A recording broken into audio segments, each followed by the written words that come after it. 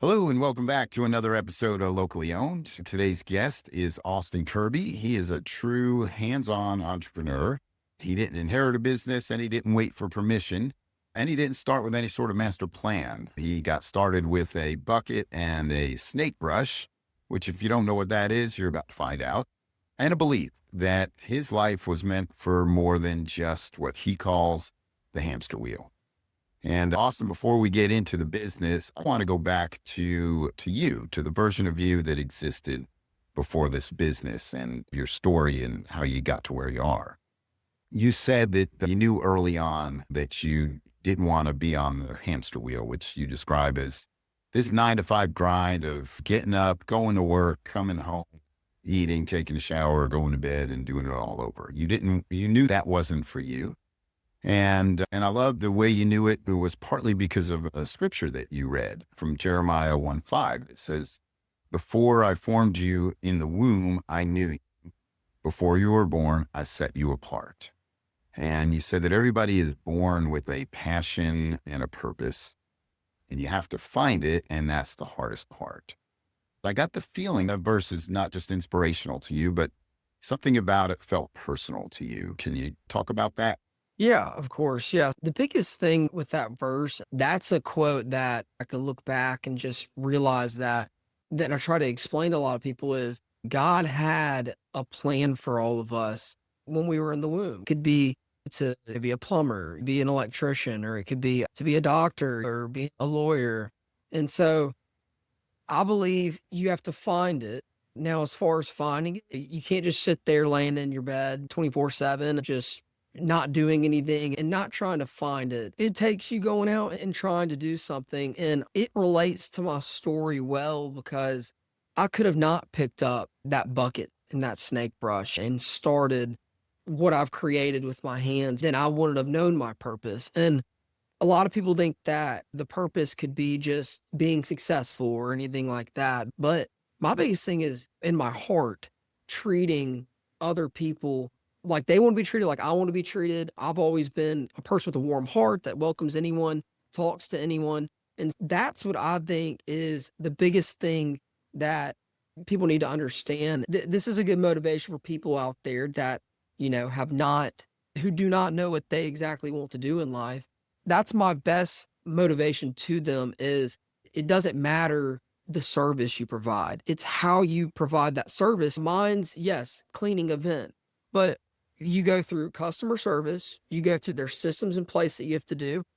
All things come into play. I have OCD to where I'm very structured and everything with all my booking and everything, and it all aligns. But that is one of the biggest things for sure. Now, so this sense of purpose that you felt like you were born with from that, I'm going to take it a little bit deeper. Do you feel like it was this thing that was always really strong, or do you feel like the more you followed it, the stronger it got? The more, like you said, you can't just lay in your bed, wait for a blue shaft of light to come down and tell you this is your purpose. You have to Exactly. get out there and let God direct you. But you feel like the Yes. more you pursued it, the stronger you Yeah. felt.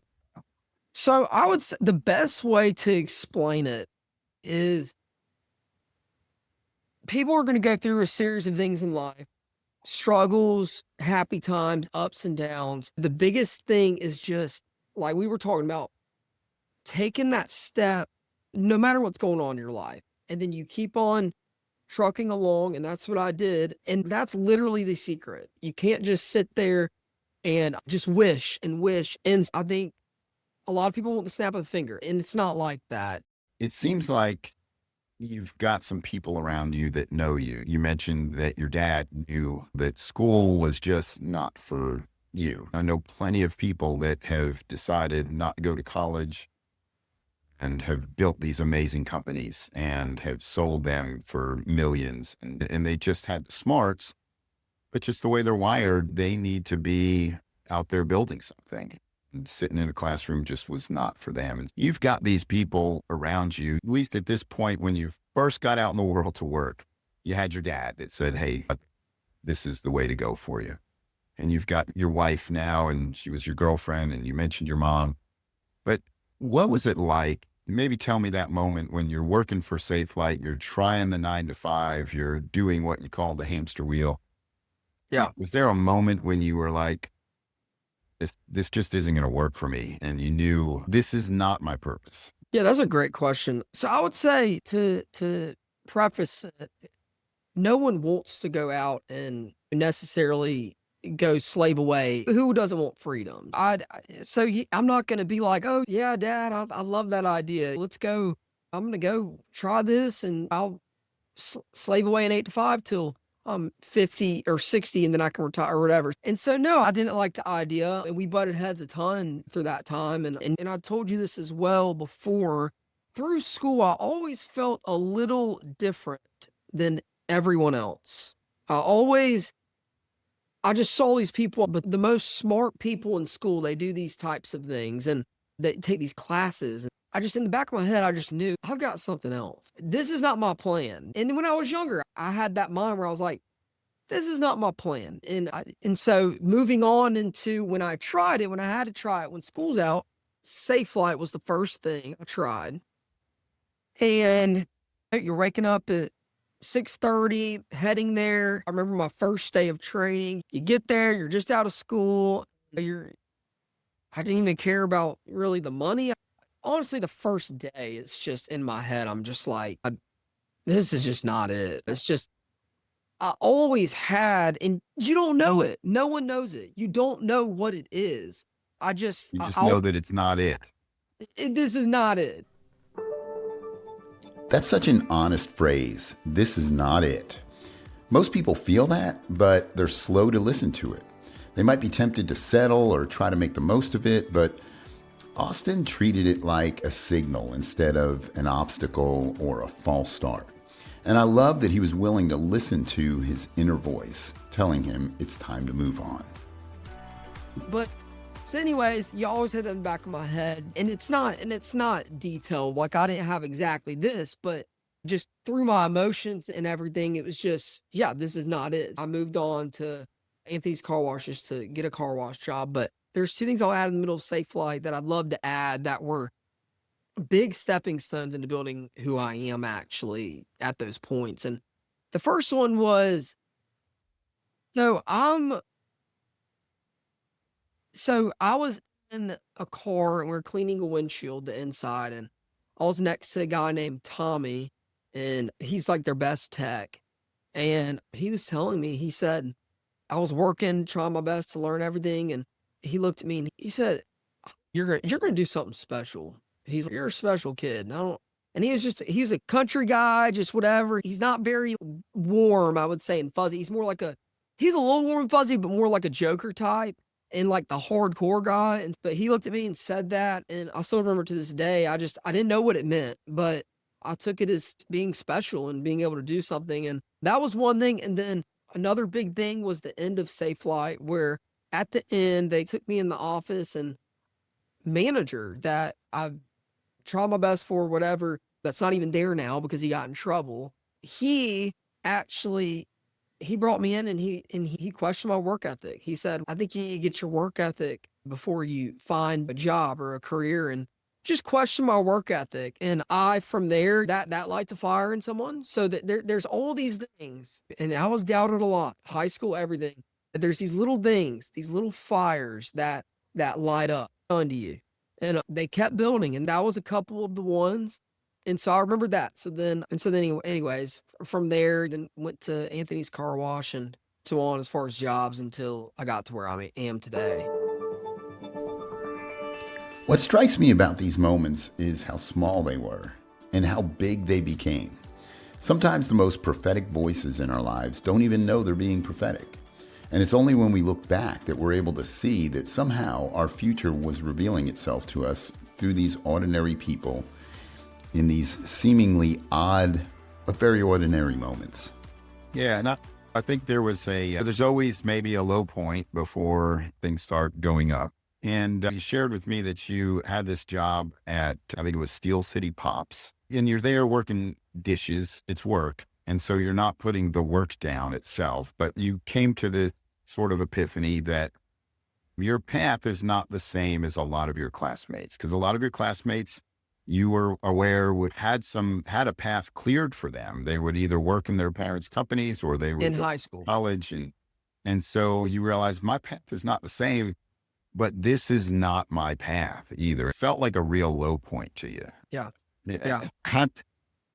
If you could go back to your, I don't know how old you were then, but your 19-year-old self right now, if you could go back, what would you tell your 19-year-old self at that point? Oh, yeah, that's tough. I'd tell him to trust. The biggest thing is trust in the Lord and keep going.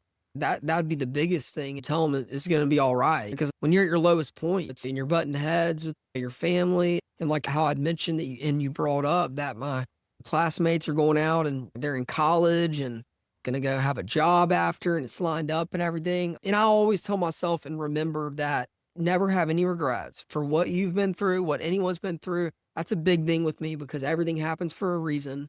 And God puts us in these places because he has a bigger plan in the future to build you into, and I was built into this and you were built into that. And it could be the worst of things happening, but everything happens for a reason. And yeah, I fully believe that. And that's what I would tell myself if I could go back.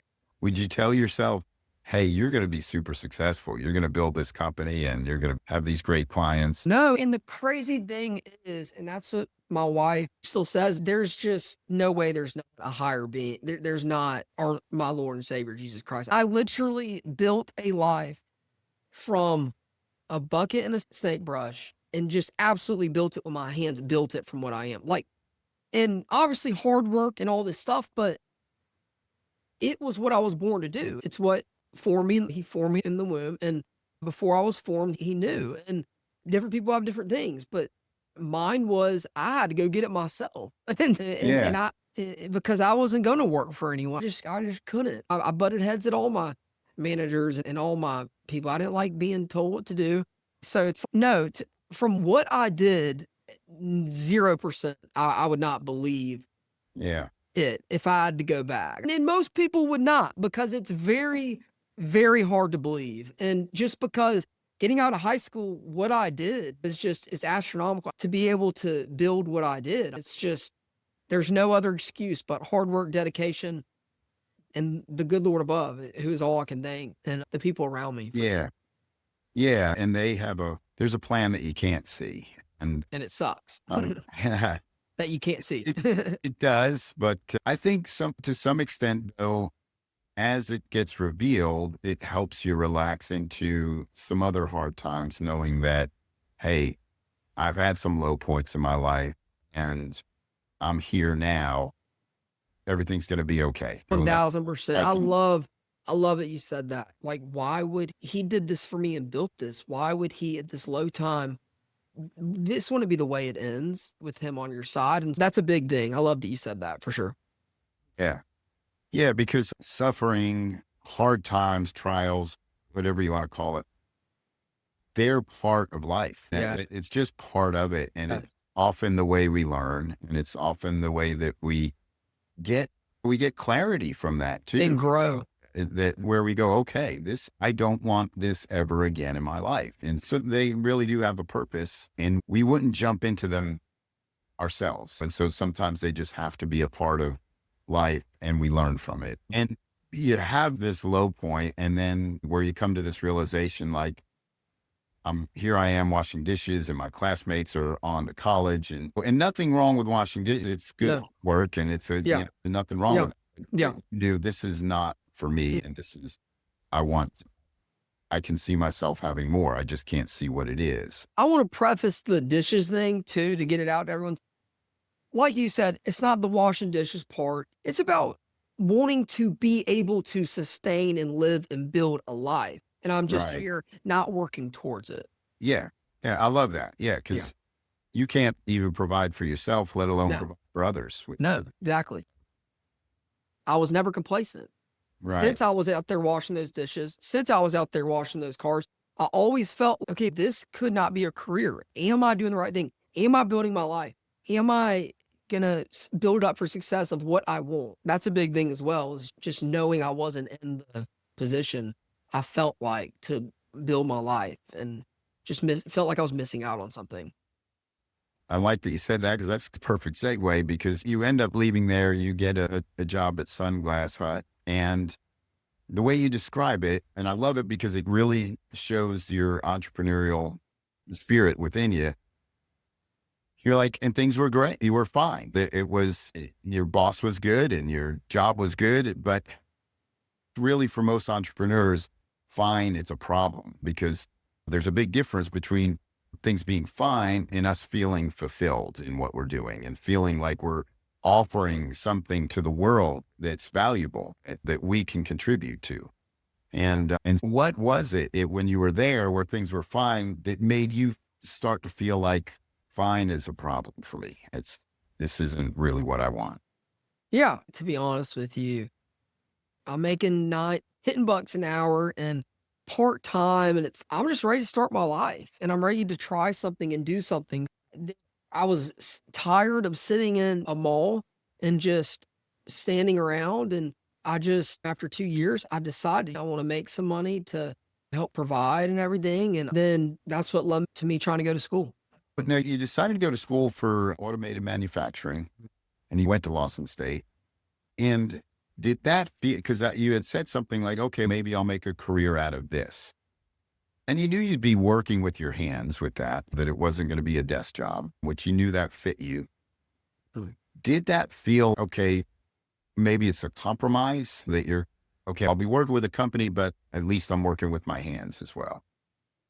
Yeah, I would say I gave up. I was like, you know what?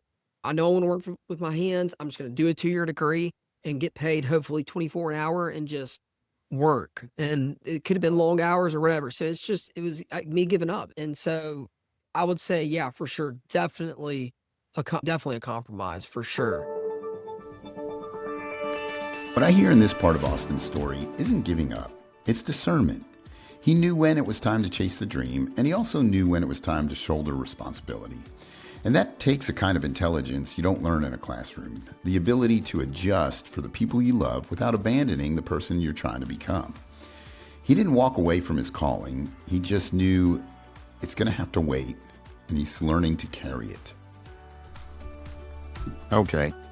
But then you quit your job at Sunglass Hut and decided, okay, you saw this. What did you see, like an ad or something Yeah, so what I did was, I was going to school at Lawson, and it's crazy looking back. It's like you're just going through the motions. I don't know what I'm doing. I'm just going through the motions. Like I'm going to class. I had great grades the first semester, and getting into the next semester, I was like, oh my gosh, I don't know any of this electrical crap. And so I was like towards like just being done. And at that point, I was just like, okay, screw it. I'm going to look for an apprenticeship for a plumbing company or something. I'm like, I'm going to find that. I'm just going to, because they can make some good money. And so I was looking up something like that. I was looking at like Roto-Rooter and stuff. And I was scrolling, and all of a sudden I found something that said Vit cleaning. And I was like, okay, 100 something bucks, vent cleaning. I was like, that seems easy. What? And I clicked on it, and they were a company out of state, and I ended up calling them, and they were going to send me the equipment. I was going to pay for it, and they were going to send me the equipment.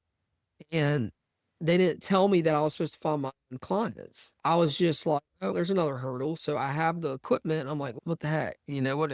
I'm supposed to go find my own clients. And so I was starting my company. So my girlfriend at the time, wife now, I was sitting down and I was like, okay, I'm going to do this. So one of the biggest steps that I did, I was posting on just my regular personal page, Austin Kirby on Facebook. And I ended up posting in what's happening groups like, hey, this is Austin Kirby. I'm doing driving cleaning for blah, blah, blah, price, boom. And ended up posting in that. And then I would say, honestly, I posted, and then maybe like an hour later, me and my wife were sitting there, and we were like, we should do a Facebook page. And so, yeah, she told me to make the page. I made the page. And then hours later, after I did both of those things, posted in what's happening and made a Facebook page, I think I received my first call. And I still remember to this day, the butterflies like in my stomach. I'm like, oh my gosh, like I have a call. I'm like, I get to go, service someone by myself and drive by myself and I don't have a boss, and I'm like, and go take their payment. I'm like, what? Taking a payment by myself? And so anyways, I did it. I went and did theirs, and I had 2 more that week. So I had 2 more call. I can't remember if it was the same day, but yeah, I ended up my first week, I think I did like maybe 4 clients, 5 clients, and ended up doing $700 or $800 my first week, which was like, okay, wait, what the heck? And mostly in this economy. It's like in this economy back then in 2020, it's what in the world? Because this was COVID time. I'm like, I just made $700. And I remember calling my mom at the time and I'm like, $700 a week. If I can do this, like with my entrepreneurial mind, I'm like, if I can make $700 a week, Yeah. that's like how much technically I would be making at school. So I'm like, yeah. That first money isn't really about the money. It's the moment reality whispers back, saying this might actually be real. This might be what you've been looking for. And a part of you that has always been there seems to come to life. What it really is proof. Proof that he was right to keep moving on. Proof not to settle. It's proof that he was right to pass on safer, more traditional paths. It's proof that he can do this and that he should be doing this. And so from there, boom, all uphill. Once I had that little bit of hope. And I remember like after I think after that week, I was just like, I think I know, or like, this is it. It took that one little thing and I already had all that fire behind me. And it just, from there, it skyrocketed. And that came from posting on Facebook. That was your posting own on marketing. Facebook on what's Yeah. happening. Yep. Think about the very first time someone trusted you, no matter if it was your business, building a business, your first career, that first time someone trusting you, it's just like into something that changed your life. It's the most, you're so thankful. Right. Yeah. So uh, what are you doing now? What's a Yeah. typical week look like for you now? Weekly now it's 6,500. That's fantastic. That's Thank you. fantastic. Thank you. And Yes. how many employees do you have with you now? Right now it's me and my technician.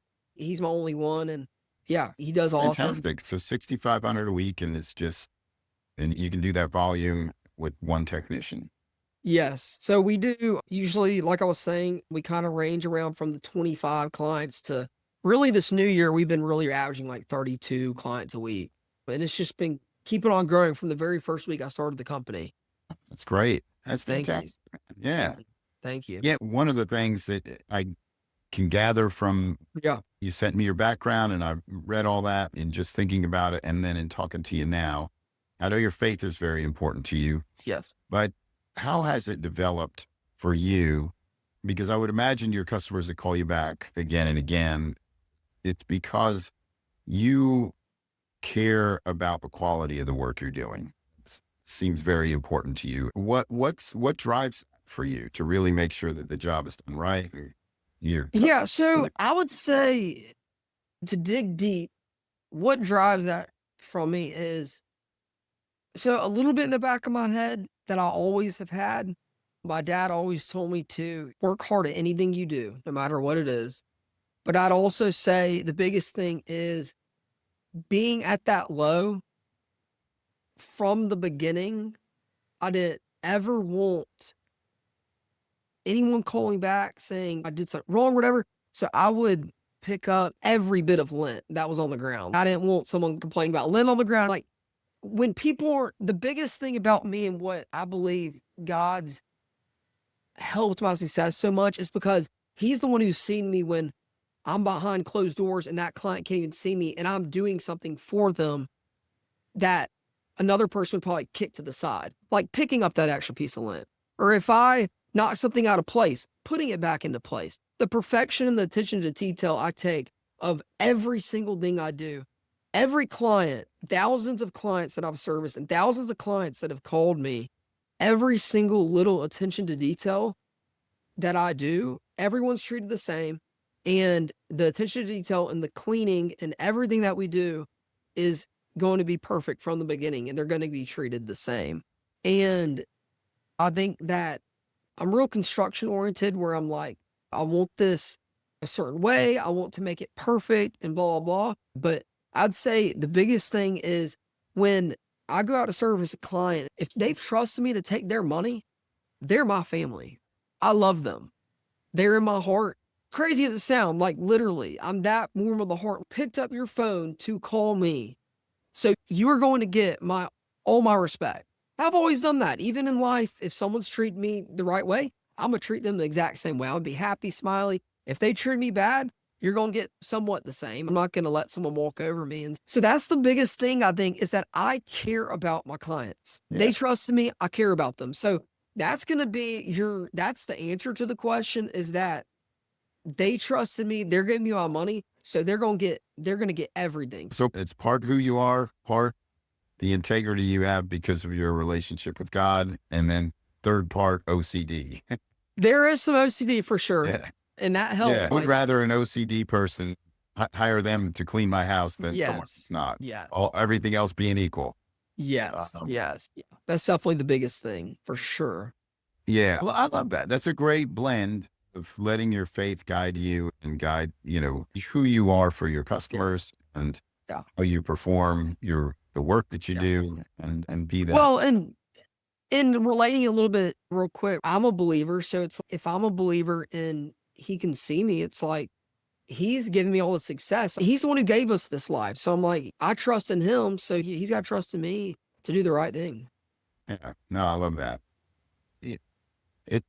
I got to wonder, when you applied for that ad and you thought it was an apprenticeship, and so you paid money for the equipment and you thought that you were going to be trained and go through this apprenticeship, and then you realize that's a scam and it's up to me. And so you said, I'm just going to do this for myself. Why would I? Because why would you continue on with a company that's not honest from the beginning? And so you decided to do your own thing. I got to wonder, if you had known it was a scam, like that you were going to have to go out and get your own customers and give them a cut of the money, would you have done it? Look where you are. If you would have just said, nah, it's not for me, and walked away from it. It's crazy. I don't know if I would have, I guess I don't like to think about it because Lord, dude, I was halfway out of school, oh gosh, I don't know where in the world my life would be right now if I didn't do this. Zero. I have zero clue. Yeah. So that's why I'm so thankful every day. Once I had that first client, I knew I could do it. It was no turning back. Yeah. Yeah. Obviously, you've gone from $400 a week to $6,500 a week. You're employing somebody, helping them make a living where they can take care of their family. And so what are the plans for Kirby Dryer Vent Cleaning? So in the beginning, I didn't know if I was going to hire someone. It took me 4.5 years. So I finally hired someone, and we talked about a little bit on the phone when we very first talked. I'd like to keep it small. I remember you said you had over 20 employees around that, 2019, something like that. Varied from time to time, but It varied. That's right. That's what you said. So I've got a buddy in another city, and he does $236,000 a month off of just dryer vents.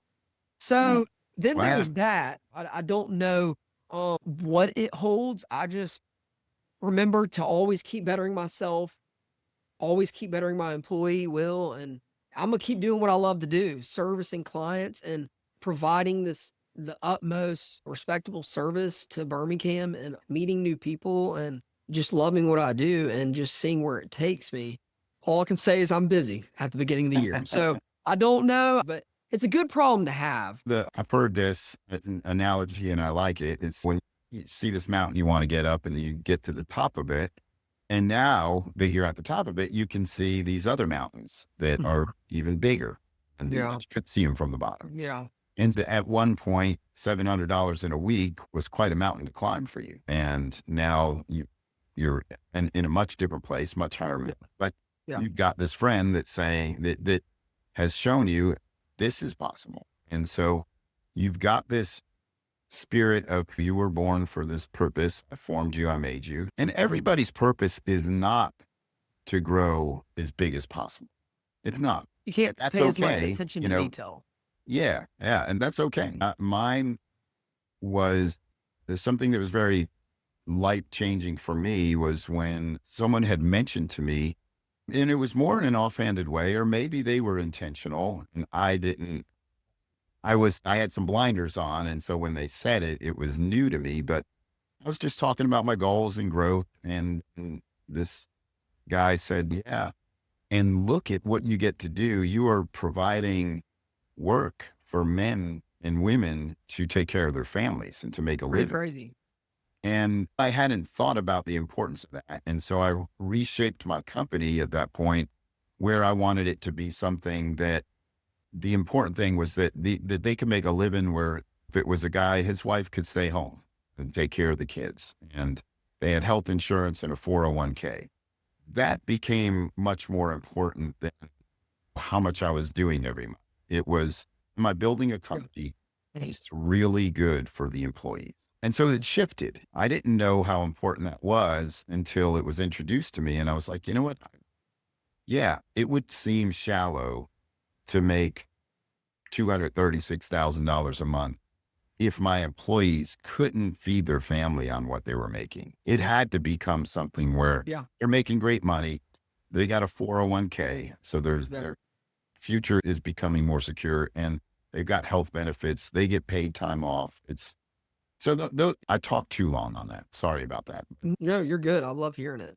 Things shift. And so having this massive company, that's great for some people because it provides work for lots and lots of people. Yeah. That may or may not be your vision. Yeah. And that's a great perspective. And that's all for. Yeah, that's a great perspective. Like what I tell a lot of people when they ask me about growing, and I tell them I would like to keep the quality to where I can have one or two technicians and keep the income to where it's a certain point and keep it to where all of us can sustain, but we're not having to have all that stress and get bigger. So that's the biggest thing that I tell people. At the end of the day, more money, more problems is what everyone says. And it's the truth. Yeah. More people, more problems. If you can sustain off of something and you're not in the restaurant industry where, I have to do something, our ROI is so great. Our return on investment is amazing at what we do. We don't need all these $20,000 machines. If we can stick to where we can do this and help people and grow people and share our faith to people, then that's what I would like to do. And that's how it's going to be. I can't ever see myself getting that big. And like you said, with the quality of life and everything for my technicians and everything, I started my technician off probably $15,000 more talking about annually than the base technician was getting paid globally, probably. But he's going to be paid a good amount. And yeah, that's how I was as well as far as quality of work. If you're listening, I'm sure you noticed what Austin just did there. He didn't just build a business. He placed a boundary. He decided what enough looks like for his life and didn't let anyone else decide that for him.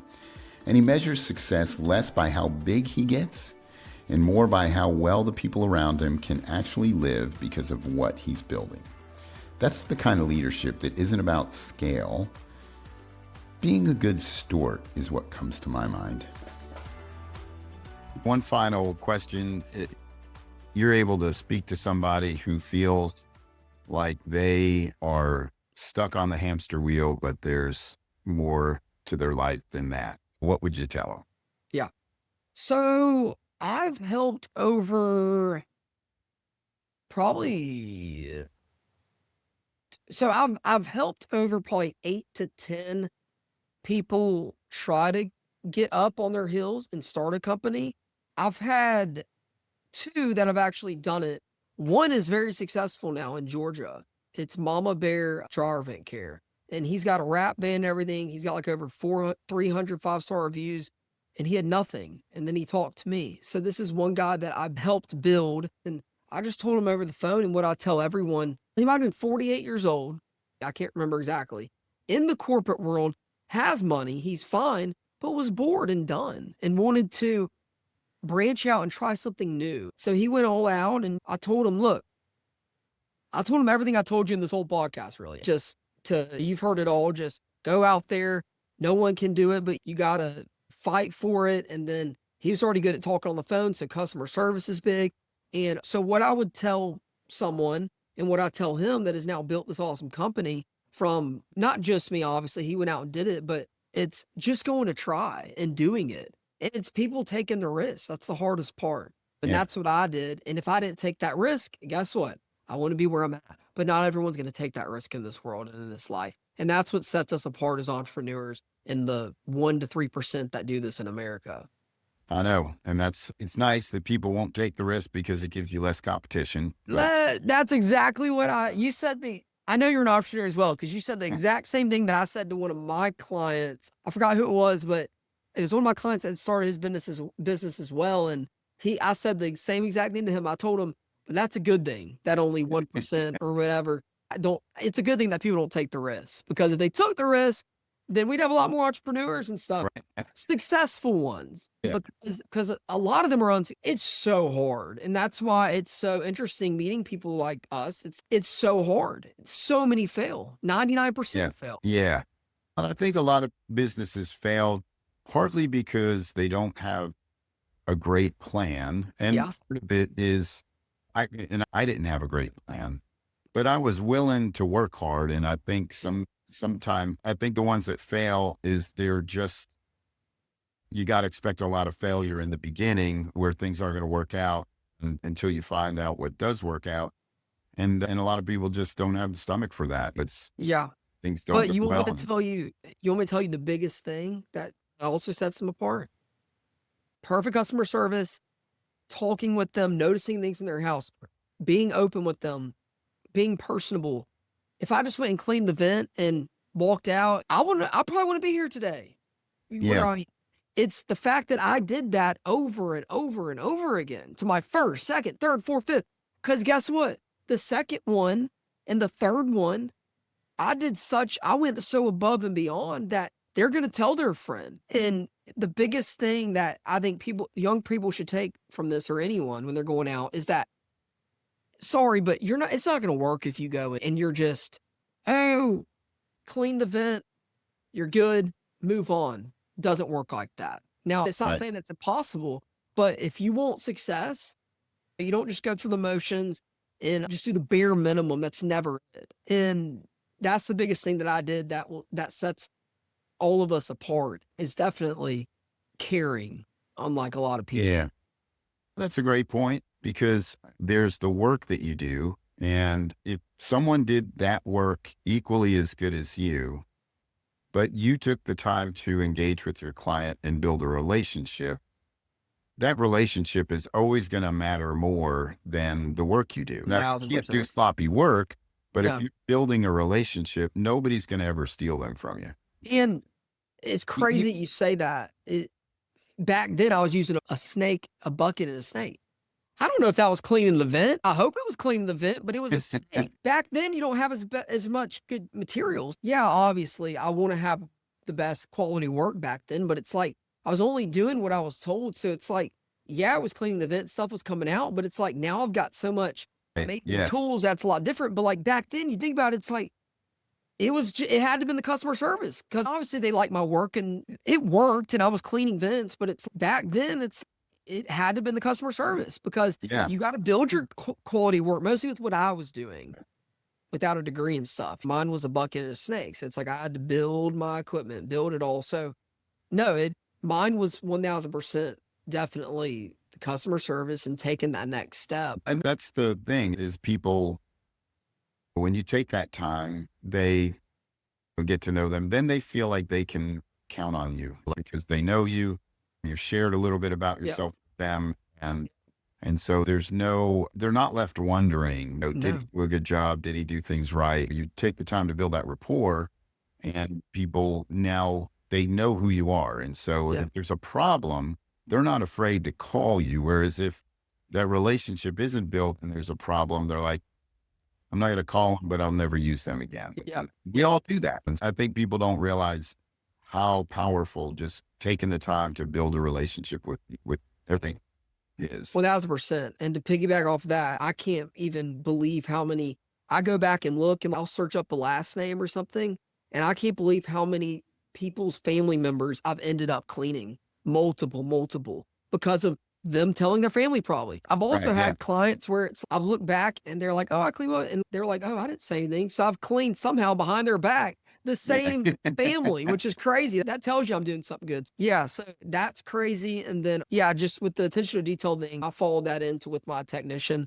Before I hired him, I put systems in place to where we get everything done with the quality work and everything. I've got notes full of just the systems that we do, and we run our business through House Call Pro. We take pictures, we do all this stuff. Oh, great. Like you Yeah. said, yeah, like you Yeah. said, just attention quality to work is huge. And I continue that from me to now someone else because it's got to be perfect. And our 700 5-star reviews shows it that we are perfection. Yeah. We want to do the best we can, and we're going to do it for all of our clients. Yeah. Yeah. Nothing speaks louder than somebody else saying what a great job you did. So, Exactly. I was big on that from the beginning. man, I appreciate you getting on here, taking some Yes. time and talking to me and being able to share your story. Not Pleasure. just the wins, but everything. And I know there's going to be a lot of people that hear this that are going to, everybody's got a dryer. Everybody's got a dryer vent. Everybody needs what you do. So how do people get a hold of you? Yeah. You can look online you can search up Kirby DVC. That stands for dryer vent cleaning. Our company name is Kirby Dryer Vent Cleaning. Like I said, you can search up anything Kirby Dryer Vent Cleaning or Kirby DVC. We're on Instagram at Kirby Dryer Vent Cleaning, Facebook Kirby Dryer Vent Cleaning. But yeah, like I said, we're rated the top rated in Alabama. So all you have to do is search Dryer Vent Cleaning near me, Dryer Vent Cleaning Birmingham. It'll pop up as well. And then to reach us, 205-382-3824 is our number, but you can find that on social media as well. And then my name's Austin Kirby and I'm the owner.